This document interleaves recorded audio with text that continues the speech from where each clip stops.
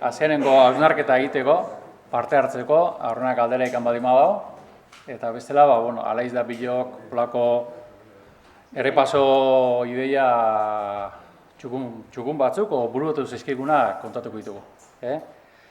Alde batetik, 125 urte helduaren, ez da kasualitatea gaudien lekuan egotia. Hau guzek esan duen bezala, ni 87an etorri nintzen, helduarra ikastea, eta 88 lanean nago helduarko lanbide heziketan. Kontatu dituen gauza asko, familikoa dira. Beste gauza bat ere, Mikelek esan duna, hausnartzekoa baita ere, helduaren izan den ekintzaletasuna, ez? Beharretara nik uste, aurreratzeko gaitasuna izan dezutela. Orain gaudenak erronka handia geratu zaigu. Bi ikastetxe daude, bi ikastetxeen artean dauzkagu 1000 ikasle eskas, 904 gutxi gora bera. Horietatik, bai, Elgoibardo karate zehauta oso industriala dela, baina erdila baino gehiago zerbitzuta zuzendutako ikasle dira. Naiz eta beti gauden burniaren bueltan kanok, eta nire ala naiz, automozioa, baina errealitatea zerbitzuta, ez? Bere garaian IMH hona etortzea, baita ere laguntzen du, helduaren lanbide heziketa indartzea. 10.000 biztanleko herri bada, eta 1000 ikasle dauzkagu, ehuneko 10. Horrek zen nahi duzan, kanpotikan jende asko etortzen zaigula. Eta hori ere, pixkat, nik uste, esatekoa dela. Aurten bi ikastetxeen artean, 21 ziklo izango ditugu, 6 espezializazio, eta adar oso desberdinetan. Badar desberdinetan, gaur egun, zahartzaroa, ongizate emozionala, zaintza, horiek ere, helduaren erakuste ditugu. Osasun gintza, geho baita ere, mugikortasuna gaur egun hain modan dagoena, lehen oitzen da automozioa, 82an, 3an hasi zana, aurten ja lortuko du mugikortasuna bizikletatik hasi eta ibilgailu astunetainoko formazio izatea. Eta hor gabiltza erronka handi batzukin.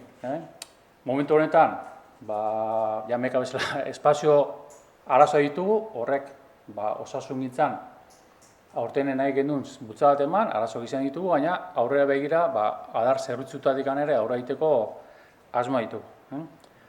Eta, nik nire aldetik, ez da, hortik jazuritu gatzaiz olaitz. Kaixo, ez da egite guardion, ero ja ordontan.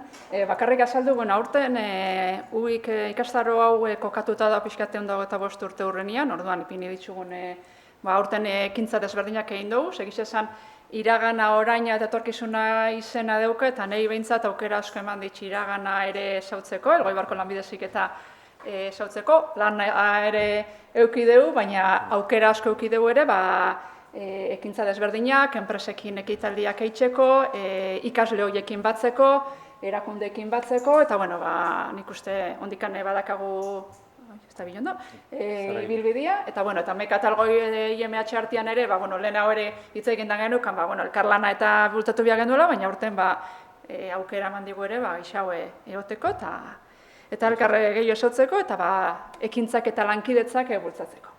Enez, ja gauza asko esan da dauz, hasik errepikatzera ez noia, berezitasunak esan dira, metodologia aktiboak zela aspalditikan badazkagun da horre jarraituko dugu, baliabide teknologikoak ere nik uste badazkagula eta horrek ondo erabili beharra dugu, ibilbide aukera zabalak ere badaude, bai lanbide heziketa eta bai lehen ontsa aipatu den bezala ere, unibertsitatera ere badaude hor zubi desberdinak ere ikitzen, ongizatearen garrantzia ere, pertsona erdigunean jartzia ere, gai desberdinekin, orientazioan bultzatzen nahi da, zaurgarritasuna, berdintasuna, jasangarritasuna, pertsonekin nahi gera, hezkuntza ikastetxe bat azkenean, batzuk gera.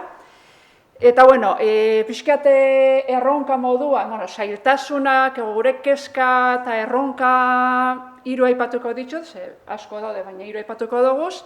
Nikok aipatu daba lege testu inguru berri hontan, alde batetik, talentua edo ikasle kualifikatu, ikasle beharra, bai enpresetan pertsona beharra dauzkate, eta naiz da oin, maila ikasle aurre matrikula eta matrikula zenbaki onak euki, argi eta garbi dago, demografia datuak ikusten badoguz, tendentzia berunzkoa izango da, orduan hor, lanketa handi badakago. Bai, horre genero ikuspegia ere bai beti ateratzen da, bai, nik STEAM gaietan eta askotan gabiz, ni ametxetik badana mutil asko dazkau, eta ez dugu lortzen, neska asko etortzia, bale? Zaila da, zailak erakitzen dugu, eta bueno, nikok esan dago badagoela horre ideia batzu, ber lortzen dugu, ze hor daukagu gizartean, bueno, guk zentzu hortan, eta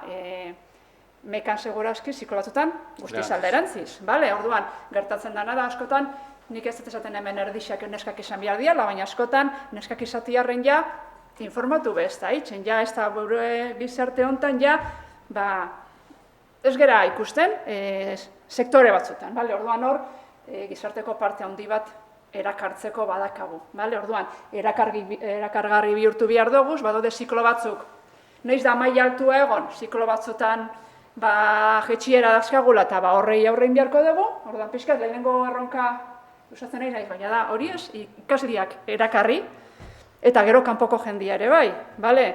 Hemengoa gero eta gutxio gera, kanpoko jendia gero eta gehiago dazkagu, nola erakarri eta nola egokitu, bale? Ze perfil desberdina di askotan, eta horrek ere, hemen daude, eta ekarri behar duguz, eta egokitu behar gera, bale? Bigarrena, duala, bale? Lege hontan, duala lehen FCT esan, oin duala dela, eta kontzeptu aldatu itxen da. Ikasketa, nikok esan da bezala, ikasketa prozesuan parte bat, enpresan egin behar da, bale? Eta gure ingurune honetan, enpresa txikia dazkagu. Orduan, kultura aldaketa bat da nolabait. Eta ikasle bikoitza bialdu behar dugu enpresetan, orduan, hor daukagu erronka bat, ez da enpresara bialduta jazta, baizik eta hemen ikasten ez dian hainbat gauza, enpresetan ikasi behar dira. Bale? Orduan hor, eukiko genduken ikuste bigarren erronka bat. Eta gero teknologia edo aldetik, sektore bakoitzak beria dauzka, baina nik uste orokorra digitalizazio gai desberdina dira, bai, ia aipatu da, ia danean aplikatzen nahi da, ikasi behar dugu nun dan aplikagarri gure prozesuetan eta txertatu, beste bat, bigarrena, baliabideak, badazkagu gela digitalak eta ez erabiltziarren baizik eta modu aportatzen duten modu baten txertatu gure hezkuntza sisteman eta datuen erabilera, datuen kudeaketa, azkenean digitalizazioan parte handi bat, erabakiak hartzeko datuak eukitzia importantia da, datuak trataera, eta gaur egun dazkagun erraminta horiekin horrek landu eta erabakiak hobeto hartzeko aukera eukitzeko. Eta labur, ez errepikatzeko gauza asko esan dira eta berandutu da, zik ez da egin norbaitek zerbait esan nahi badau, galderari badau, aprobetxatu, asko luzatu gabe. Baina, esan. Baina nahiko nuke, zeren, nekoan pentsauta esatea, egia esan, gauden bezala, harro nago egiten ari zareten lanagatik, eta gure mailan ere egin genuenagatik, ezta? Baina nik uste dut ez litzakela posible izango gauden mailan egotea, bere garaian FP liburuz lidergo benetakoa izan ez bagenu.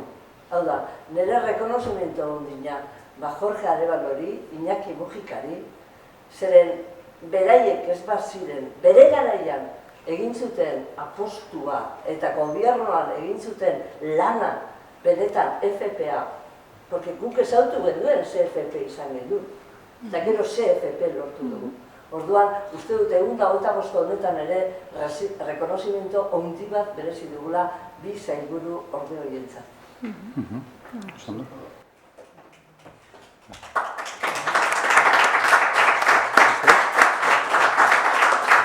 Nik usten dut, gehitzeko pixkat, lanbidezik eta ohandikan rekonozituta dago, baina gisa da etxe batzuetan ondikan hori guztiz barneratuta ez da hola, ez?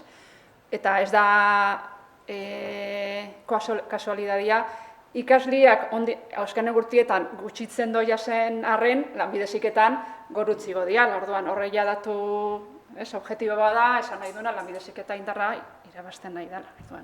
Aldaketa da. Dudari gabe. Aldaketa. Besteik? Vale. Etxoina hondikan isakadaka izteko, gure partetik? Gure partetik, Eskerrik asko. Venga.